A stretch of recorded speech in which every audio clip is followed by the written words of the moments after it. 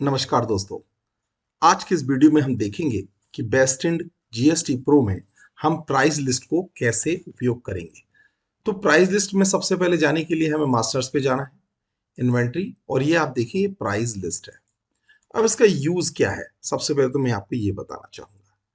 Normally ये काम तो आपने कहा है कि भाई प्रोडक्ट्स में आप रहते तो प्रोडक्ट्स में भी आपको ये सब दिख रहा है, तो फिर प्राइस लिस्ट की क्या जरूरत है। डेफिनेटली यहाँ पर इसकी जरूरत आवश्यकता ये है कि यदि आपको किसी प्रोडक्ट का एमआरपी, प्राइस यानी सेल प्राइस, डिस्काउंट वगैरह आपको कुछ बदलना है डायरेक्ट, तो आपको प्रोडक्ट या आइटम को एडिट करने की जरूरत नहीं है।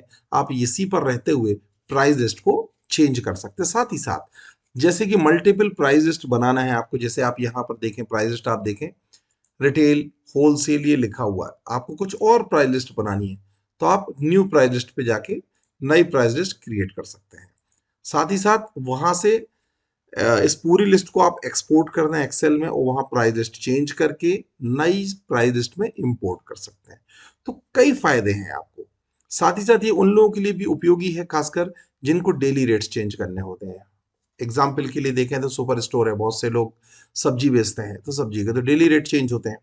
अब सब्जी के चूंकि डेली रेट चेंज हो रहा है तो हमें डेली बदलना भी पड़ेगा, अपडेट भी करना पड़ेगा। तो अगर हम ये देखें कि अगर ये ना हो तो हमें हर बार प्रोडक्ट पे जाना पड़ेगा, एडिट करने का पड़ेगा एक एक प्रोडक्ट को, तो बहुत टीडियस काम है, बहुत कठिन काम हो जाएगा। क्योंकि हमारे पास 50 प्रकार की सब्जियां आ रही हैं, 50 प्रकार के नए प्रोडक्ट आ रहे हैं, तो हमें डेली इसके चेंज करना है रेट्स। तो उसके लिए सबसे आसान तरीका है प्राइस लिस्ट। तो यहाँ पर आप देखें हमने कई सर्चिंग ऑप्शंस भी दे के रखे हैं। स्टॉक ग्रुप वाइज सर्च कर लीजिए, कैटेगरी वाइज सर्च कर लीजिए, कोड सर्च कर लीजिए, कंपनी वाइज सर्च कर लीजिए, और उसको सॉर्टिंग कर सकते हैं आप। यहाँ पर एग्जाम्पल के लिए आप देखें, ये देखें इसकी प्राइस डली 1500 रुपये। ओके, एक बॉक्स की कीमत है। अब यहाँ पर आप देखें, आपने कहा 1500 रुपये नहीं, मुझे इसकी प्राइस एमआरपी चेंज करनी है 1600 रुपये। ये लीजिए, बस ये चेंज हो गई।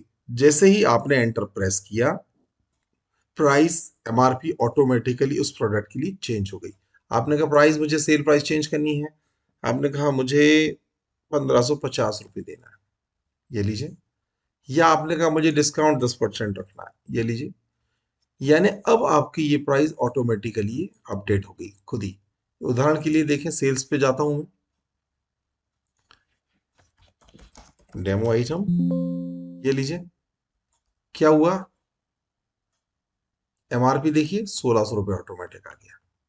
ठीक है, और उस पर डिस्काउंट भी ऑटोमेटिक उसने यहां से दिया, ये देखें, तो ये डिस्काउंट भी आ गया और ये एमआरपी चेंज हो गई। डन। आइए आइए देखते हैं, यहां पर एक और हम प्रोडक्ट को अपडेट करते हैं। हमारी 1875 रुपये एमआरपी है, मैंने कहा नहीं, ये 1925 रुपये एमआरपी है और मुझे 1925 में ही बेचना है, लेकिन मुझे डिस्काउंट देना है 22%। ओके, ये मैंने एंटर कर दिया। ये मैं इस बारकोड को कॉपी कर लेता हूं, सेल पे जाता हूं, ये देखिए उस बारकोड को मैंने पेस्ट कर दिया। ये देखिए जैसे ही आपने बारकोड को प्रेस किया, ये देखिए कितना परसेंट डिस्काउंट आ गया, 22%। ओके, और इसकी एमआरपी कितनी आ गई, 1925। तो आपने देखा कितने आसान तरीके से आपने प्राइस लिस्ट में प्राइस को मैनेज किया। ठीक है, साथ ही साथ यहां देखें प्राइस विद टैक्स, यदि आपने कहा प्राइस विद टैक्स बंद कर दें, तो ये देखिए ये विदाउट टैक्स प्राइस आ गई। आपने कहा प्राइस विद टैक्स, तो ये देखिए विद टैक्स प्राइस आ गई। ठीक है, अगर आपने कॉस्ट प्राइस विद टैक्स, ये भी आपको कॉस्ट प्राइस विद टैक्स चाहिए, तो ये देखिए कॉस्ट प्राइस विद टैक्स आपके सामने है। तो ये देख रहे हैं आप कि कितने आसान तरीके से आप डेली बेसिस पे प्राइस को बदल सकते हैं, चेंज कर सकते हैं प्राइस पे जाके। साथ ही साथ एक और चीज है, यदि पूरी प्राइस को आपको एक्सपोर्ट करना है तो आप यहां से राइट क्लिक कीजिए, एक्सपोर्ट टू एक्सेल कीजिए, पूरी प्राइस जो है आपकी एक्सपोर्ट हो जाएगी एक्सेल में। ये देखिए, प्रतीक्षा कीजिए, ओपन हो रहा है, ये लीजिए, ये पूरी प्राइस लिस्ट आप देख रहे हैं, ये एक्सपोर्ट हो गई। तो बहुत ही आसान तरीके से आप प्राइस लिस्ट को उपयोग कर सकते हैं। हमारे अगले वीडियो को देखते रहिए। Thank you very much.